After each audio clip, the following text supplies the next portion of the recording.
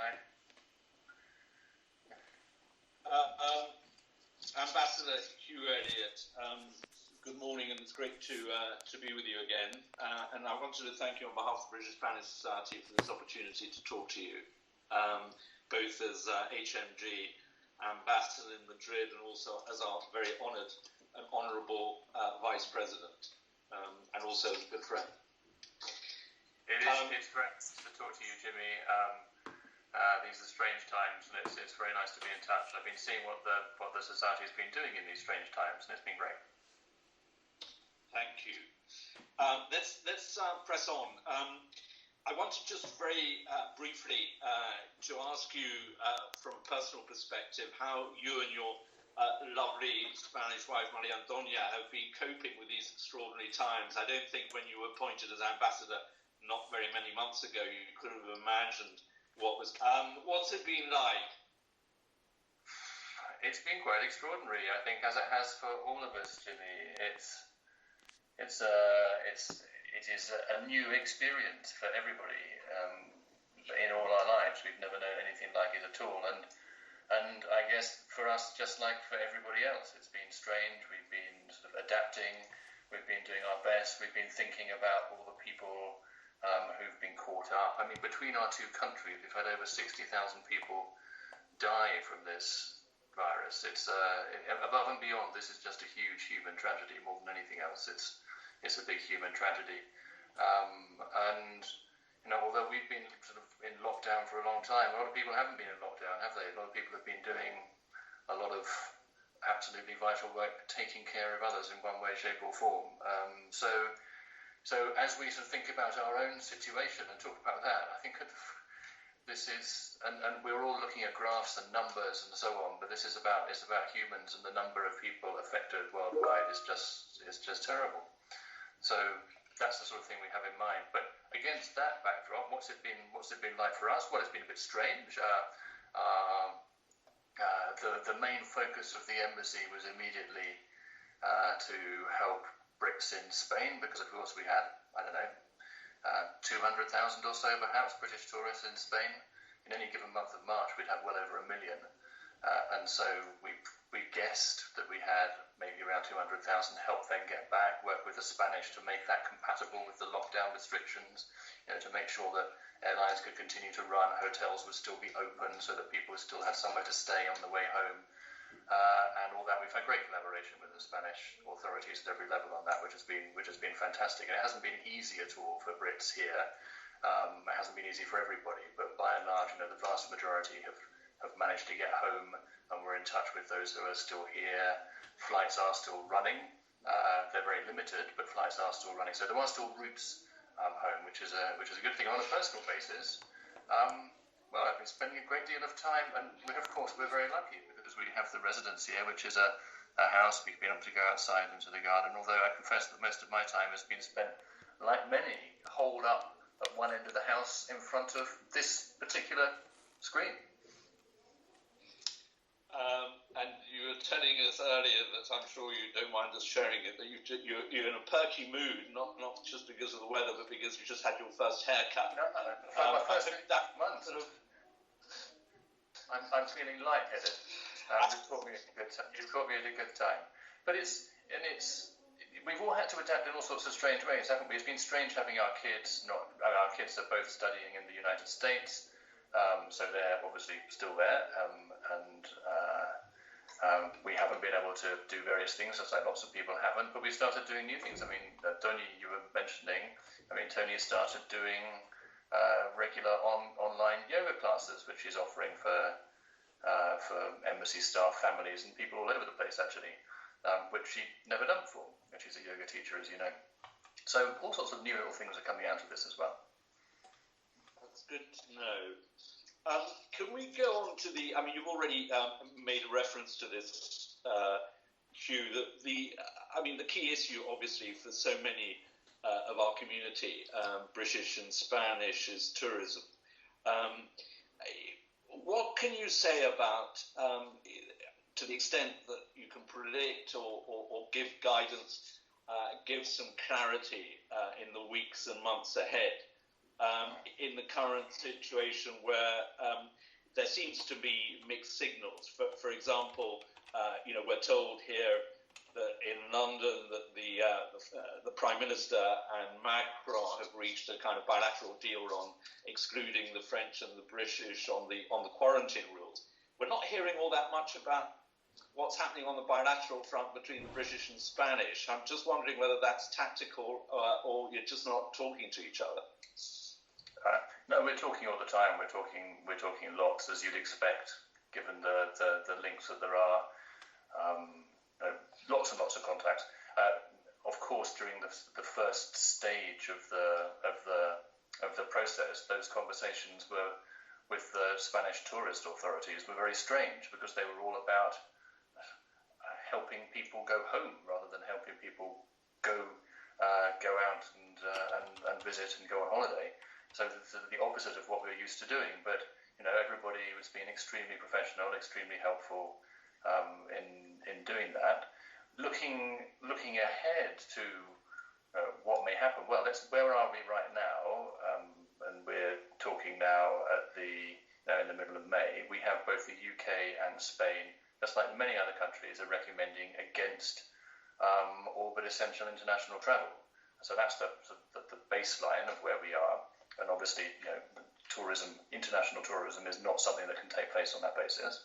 Secondly, we are, both our countries in similar sorts of ways. Every country's got their own plan, but we're all trying to do the same thing, which is juggle the incredibly complicated. I think the Prime Minister put it very well when he talked about sort of coming down the mountain is a wee bit harder than going up it. You've got to navigate your foot and handholds extremely carefully on the way down in a new situation. So both Spain and the UK have got plans to do that. They are comprehensive. They're trying to put safety first. They're trying to open the economy up as much as possible, consistent with protecting people.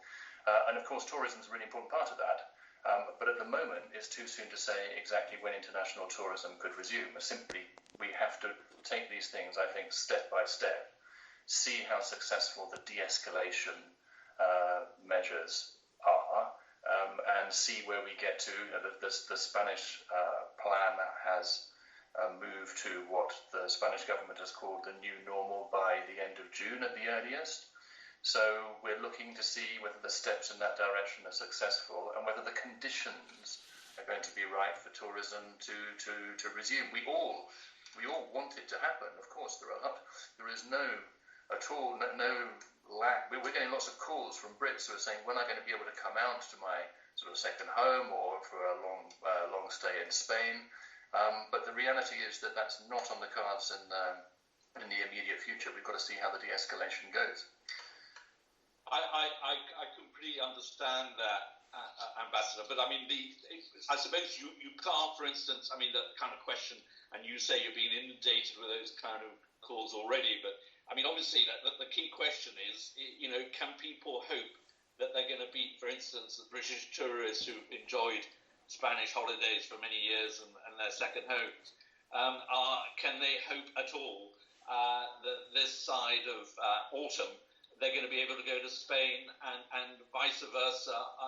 Can Spaniards dream of being back in the streets of Westminster looking up at Big Ben? It's a great question. It's a question we're all asking, and the honest answer is there isn't an answer right now. We just don't know. Like I say, right now the advice is against international travel. The UK is requiring international travellers to quarantine for 2 weeks on arrival. Spain today has announced similar quarantine measures, which will kick into force on the 15th of May. So that's not the reality we're living right now. But behind today's reality and this trying to manage this de-escalation process in a successful way that keeps the virus under control and protects people's lives, obviously we're all very keen to get back to international travel and tourism and people being able to go out to second homes as soon as possible, but only when the conditions are right and only if it can be done safely. And I can't tell you today when that would be. It would be ridiculous to pretend that I could. This is new for all of us. We're trying to work through it, and we'll just have to take it step by step and see where we go. I see that. I mean, as you can probably imagine, sitting where I am in London, I mean, reading and seeing photographs of the Spanish newspapers this morning of people already in beaches and in terrazas and having their tapas and all that. I mean, I'm sure I'm not alone among many Brits wondering, why aren't we there? But, I mean, I think you've answered that. But I think that there is a problem of reciprocity, isn't there? Because, we see the French saying, fine, Brits can go to France and French can come here. The Spaniards would be in their right to say, and the Brits who go to Spain, why aren't we getting similar deals? There's no...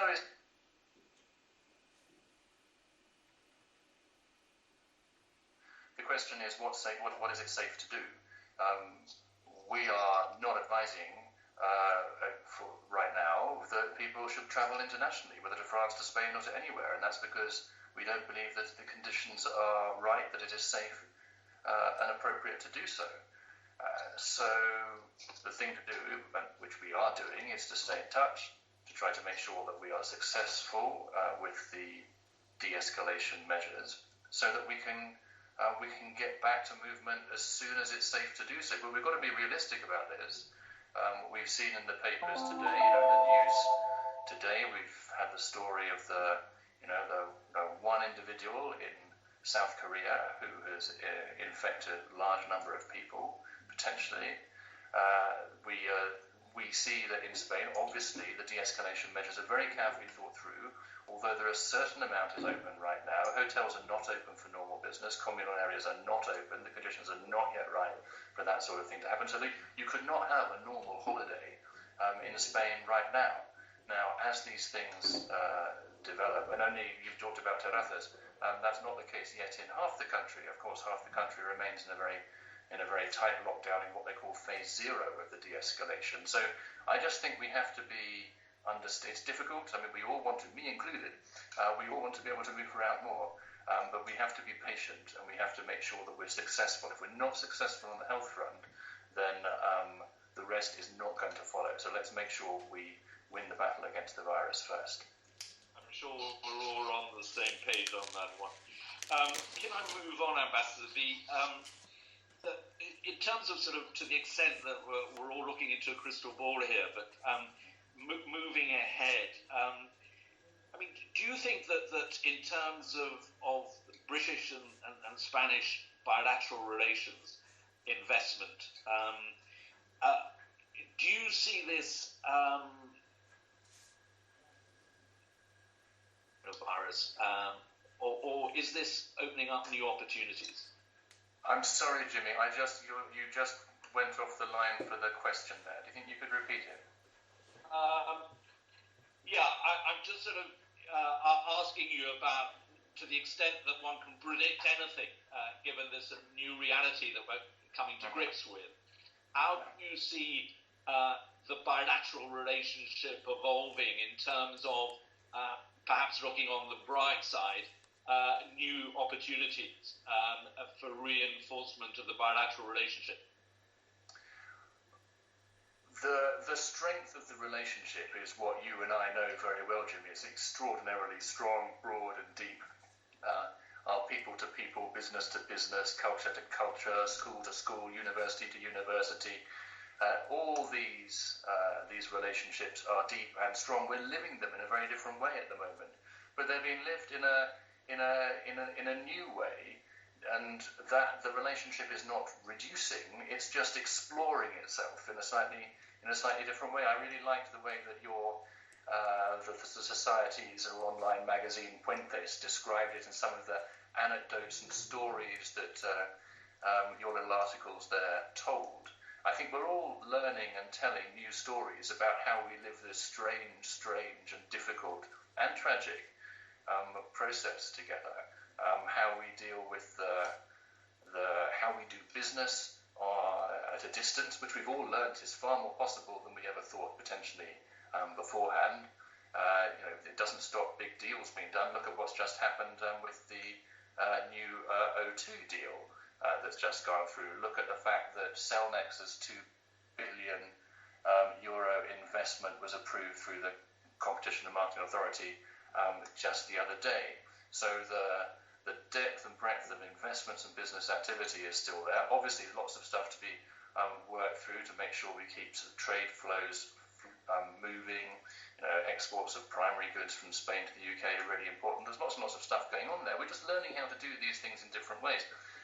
And although it's not always easy, I think it's quite fun and it's quite invigorating to learn that we can do this sort of stuff in a completely different way. In some ways, just thinking about our Spain network and our own team, we've got 8 consulates around Spain.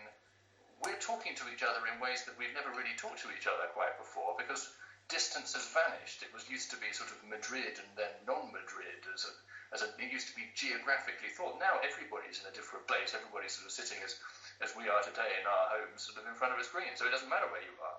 And I think that leads to a different concept. But that's not to say that the core of relationships, I think, is people-to-people contact, and that face-to-face contact, and the depth of that of being present isn't something that we all miss. Of course we miss that. So I think we'll come out of this with what we knew before really strong, and having learned a few new things too. That's very nicely put, and I'm sure it's a huge uplift to a lot of people listening. If I may, could I move on to the issue of Brexit? Obviously negotiations are going on.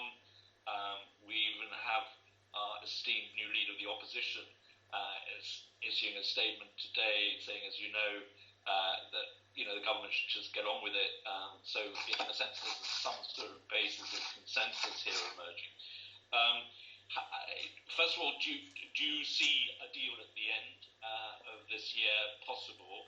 And if so, what can you say to the millions of EU citizens and particularly UK citizens in Spain who stand to be affected from what might be agreed, and what guarantees can form part of that agreement? Yeah. So, first of all, if I might, just a teeny clarification. When we're talking about Brexit, of course, we've left the European Union. So what we're actually talking about here is not Brexit, but it's about our future relationship and the framework for our future relationship. And that's the focus of the negotiation, just to be clear about that. In terms of the timing of the negotiation, well, as we speak today, we're in round 3. The formal rounds of the negotiation. They're happening as we're talking on a screen, but we have learned to conduct negotiations virtually. That's one of the sort of many things. As we were talking about, businesses learning to do business differently, and we're learning to do negotiations differently, and we're doing them on a screen. But they're comprehensive negotiations across the whole piece. They were before for the first. The first round was obviously the physical round. The second round 3 weeks ago was virtual, but it was a comprehensive round of negotiations. We've got another round in the beginning of June. So we will be, we hope, making progress during these negotiations, and we think that there is, not least given the starting point that we are, where we're kicking off from, and the amount that we do actually agree on, we do think there's room to reach a deal before the end of this year across the core free trade agreement, not least because what we're asking for in this, Jimmy, is something which is totally based on precedent. We're asking for an ambitious, but a free trade agreement that's based on precedent. 0 tariffs, 0 quotas, but not lots and lots of sort of special provisions here. And obviously a series of other agreements that sit alongside that on areas of mutual interest, such as fighting crime, such as air services, a whole range of which are particularly important for the UK and Spain, of course. And a series of others. So there's a lot to do, that's for sure, but are we going to be able to achieve it? Yes, I think we can. In terms of UK citizens, of course, that's been a major focus of mine and of our network since, well before I got here, has been to explain to the well over 350,000 British citizens living in Spain how they're affected, how their rights are now that the withdrawal agreement has been signed, sealed and delivered, their rights are fully protected. So a lot of people, for example, and I've been out and about in my first 6 months here, Jimmy, a lot. The only sort of part of the network I hadn't really managed to get to before we closed down was the Balearic Islands. And I'm planning a virtual tour of the Balearic Islands for the near future, I hope. I'd much rather be there physically, but if we can't, as I say, we're doing things near, so we're planning a virtual tour. All the places I've been to, I have talked to British communities and Brits and listened to their concerns. And what I and my fantastic consular team who've been working on this have been doing has been working through the detail of all the issues that concern people. Healthcare, for example, is a big concern. It's probably the top concern. And healthcare, the rights to healthcare are protected by the withdrawal agreement, which, because of all the comings and goings, people hadn't necessarily understood fully.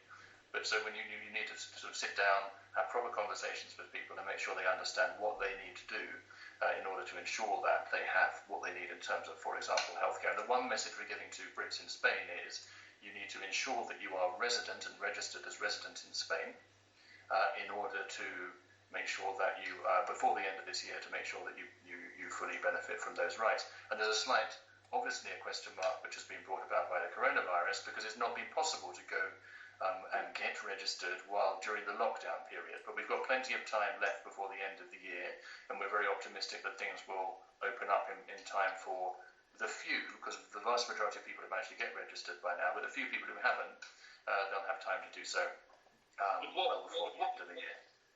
Sorry, Ambassador, but I mean, just to be as precise as one can, I get it that the residents that you mentioned, and they need to register and ensure that their residential status is properly registered. But what about the sort of thousands and millions of Brits and indeed Spaniards coming over here who are entitled to EU health cards? When I go to Spain, I'm as you know, I'm a non-resident but a frequent visitor to Spain and much enjoyed it. But I also, value the fact that if I get suddenly ill, God forbid, I can go into the local health centre and use my EU card. So what's going to happen to people like me? Yeah, well, that's something that we're going to have to. I mean, as you know, the European Health Insurance Card will not be valid from the end of the transition period, and it's one of the things, obviously, that we're looking at seeing whether we can get a reciprocal arrangement in place to make sure that people have reciprocal rights, or there are alternative ways of doing it, as you do for many parts of the world, which is through health insurance too. But we're conscious, as you say, if there are millions, well over 18 million in 2018, which is the last year I got figures for, who came to Spain, and I think somewhere around 2.5 million Spaniards who went to the UK. And obviously, once, as we were talking about before, once we get that tourism back, we want to make sure that works as well as possible. And we will continue what we've been doing, which is to make sure that we provide information as that information becomes available, so that everybody knows exactly where they stand, what they need to do, what the conditions are under which they can come out to this country.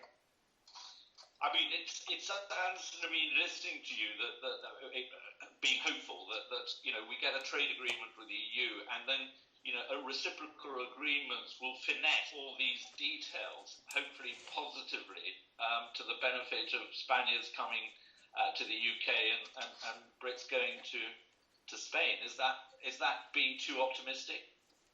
No, I don't think it is being too optimistic. Things will change, so it won't be the same. People shouldn't expect it to be identical, because being outside the European Union is not the same as being within it.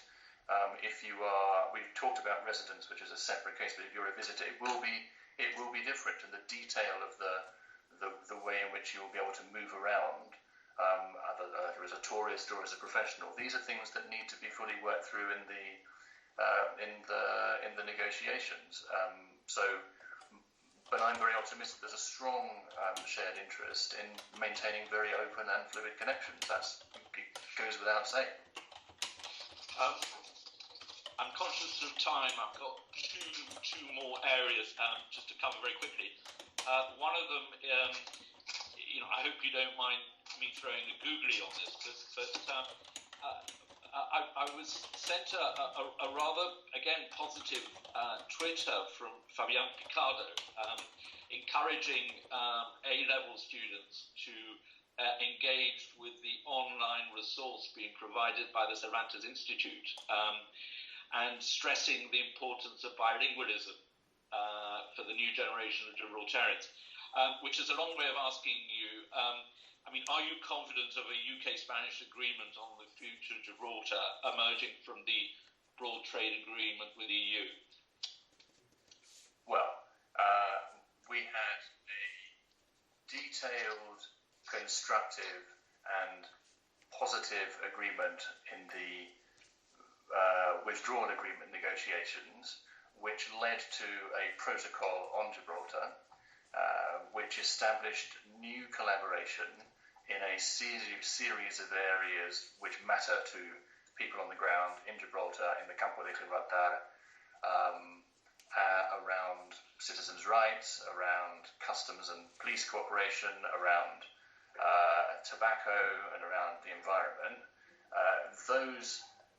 That protocol and the associated memoranda of understanding in the technical form that these agreements took, they envisaged meetings taking place through committees, which have happened. The first round of these has happened. They were very constructive. They took place in Algeciras. The second round is due to take place in Gibraltar. We're obviously looking at the precise modalities and timing of that. These things, like everything else, have been slightly affected by the whole situation of the virus. But overall, I think what we've got is a very clear understanding that there's a shared interest in the prosperity of the area, even more so now, given the hit that all our economies are taking with the virus and the impact of the virus and the lockdown. All the more important to make the very most we can of and do all we can to ensure the lasting prosperity of the area. So there's an awful lot we've got in common, I suppose, is what I'm trying to say, and there's a very positive spirit towards that. Now, of course, we have very, very different positions, the UK and Spain, when it comes to the question of sovereignty. But on the practical questions of collaboration, there's a lot in common. And so just as we had those positive conversations in the first round, I expect that we will also have positive and constructive conversations as we talk about our future relationship with the EU. And those are conversations which, we've already had initial conversations around the implementation, as I said, of the withdrawal agreement with ourselves, the Gibraltarian government, and Spain, and they were very constructive. Just to sort of winding up, but obviously the importance of scientific, educational, cultural cooperation dear to our heart as a charity. For instance, Cervantes Institute reached an agreement, the British Council earlier this year, which you were very much involved in, both governments. Are we looking to the resumption and the reopening of the Cervantes Institute in Gibraltar, for instance?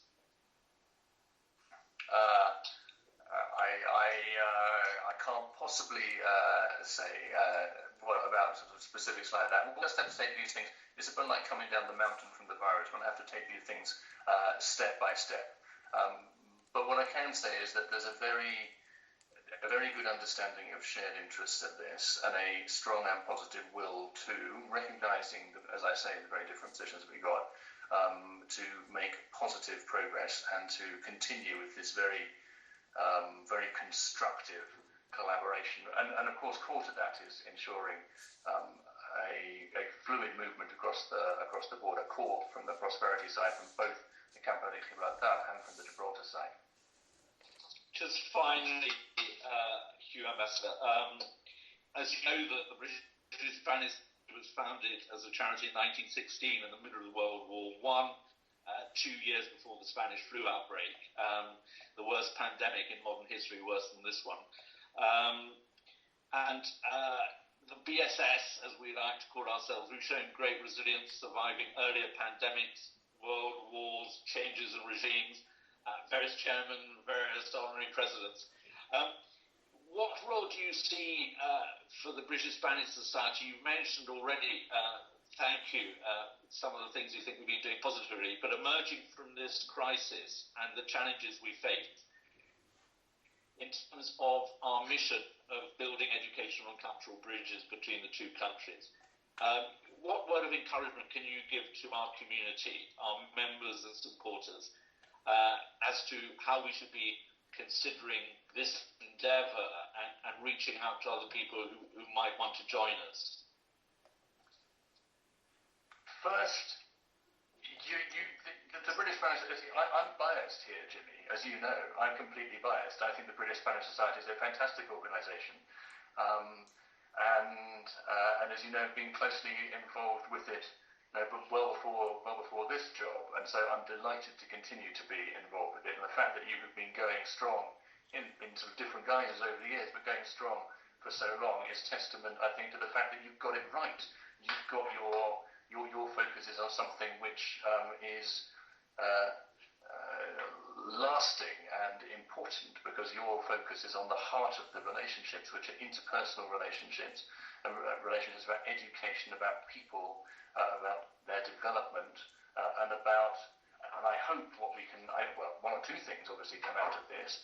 We will want to develop further the relationship around scientific collaboration. We will want to develop it further around the whole area of the sort of healthcare. It's already from business terms, it's a really important sector. Our exports are, I think, sort of in the medical exports and pharma is in the top 4 both ways between our countries. But more than that, you've got a strong, I think, a very strong commitment from the government side, and I'm very sure I speak for the Spanish government as well on this, in the strength of that relationship. Everything I hear from speaking to friends and colleagues in the Spanish government would led me to say that. And really, I think it's quite exciting that we're learning new ways of doing things. So, first of all, the government commitment's there, the business commitment's there, the person-to-person commitment's there. Some aspects of our life are in abeyance, some are carrying on in slightly different ways, some we're reinventing. And I think it's exciting, and I think what the society is doing to particularly around the reinventing bit is really important. The relationship's not going away. Thank you very much, Ambassador. May I just end not just thanking you again on behalf of all our members and the Board of Trustees, but also just to picking up your point there, which you made earlier about this wonderful reinvention that we're all going through and learning process in finding new ways of doing things, but nothing substitutes for physical engagement off the virtual. And as you can probably imagine, and this goes for both of us, that I'm hugely looking forward to being back with you and Donnie on that wonderful manicured lawn of yours in the residence for when we next have and can hold our wonderful reception. So I think it's something to look forward to. Well, absolutely. Maybe it was one of the symbols here is that, although you say the wonderfully manicured lawn, unfortunately, just as the virus was taking hold, a storm blew in Madrid, and one of the glorious pine trees came smashing down on the lawn. Very happily, nobody was hurt. But we're in the process of re-manicuring and sort of rebuilding slightly some of the vegetation. So, in a way, I'm glad we've got a little bit of time before we come back. But we look forward to seeing you and all friends from the British Spanish Society and associated organisations, people, sooner rather than later. We very much hope that we can get people back together again. But as I say, we'll have to do it when it's safe to do so. Absolutely. And on that wonderful ending symbol of regeneration and hope, thank you very much indeed, Ambassador. Thanks very much, Jay.